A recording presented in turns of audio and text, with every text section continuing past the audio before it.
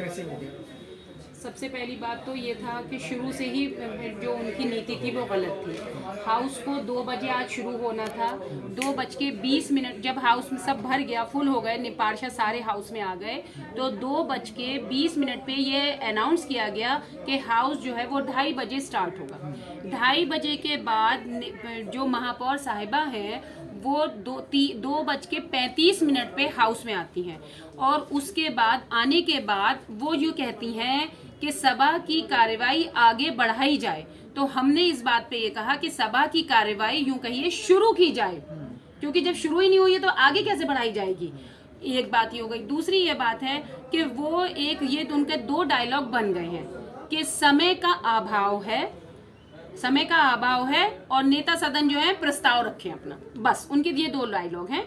और अगर ज्यादा कोई हंगामा करता है तो मैडम जो है वो हाउस छोड़कर चली जाती हैं। पार्षद बैठे रहें, बेवकूफ बनते रहें, उनको किसी के टाइम की वैल्यू नहीं है। अगर टाइम की इतनी वैल्यू है, समय का इतना ही अभाव है, तो वो टाइम से पहले बिल्कुल टाइम पर क्यों नहीं आती है? ये सबसे बड़ी बात। फंड का मुद्दा आप लोगों ने उठाया। देखिए, फंड का मुद्दा ये था, मसला ये है हमारे पास कि हमें जो है हम जिस एरिया से आए हैं वहाँ अनऑथराइज एरिया ज्यादा है। ये हमारे जो पार्षद हैं, एक ब्रजपुरी के पार्षद हैं, एक मुस्तफाबाद के पार्षद हैं, उनके एरिया में कोई भी पार्क नहीं है, और हमें पार्क के लिए डेवलपमेंट के लिए 5 लाख का फंड दिया गया है, और स्ट्रीट लाइट के लिए हमें फंड दिया गया है इक्वल 5-5 लाख का। ठीक है, अब जिस वार्ड में स्कूल नहीं है, पार्क नहीं है, तो हम ये चाहते हैं कि वो फंड हमारा जो उस एरिया की नीड्स है वहां पर लगा दिया जाए। लेकिन वो जो हमारे अधिकारी हैं, ना तो वो हमारी बात सुनते हैं और ना वो ये कहते हैं कि नहीं मैडम ऐसा नहीं हो सकता है। अब आप ये बताइए कि हम किस तरह से और कैसे काम कराएं। एक बात, जब हमारे पार्षद हाजी जरीफ भाई जो है वो अपनी बात रख रहे थे, तो उस वक्त उनकी बात को अधूरा छोड़कर माइक बंद करवा दिया गया।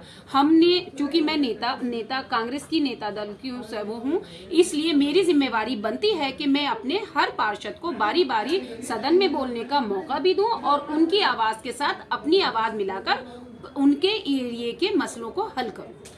फंड को लेकर आगे आप लोग क्या स्ट्रेटजी?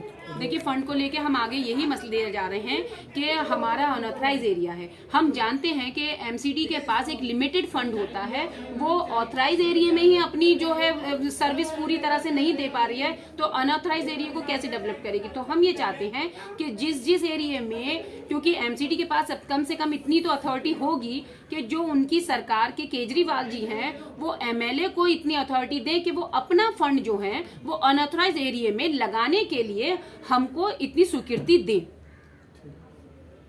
ठीक है।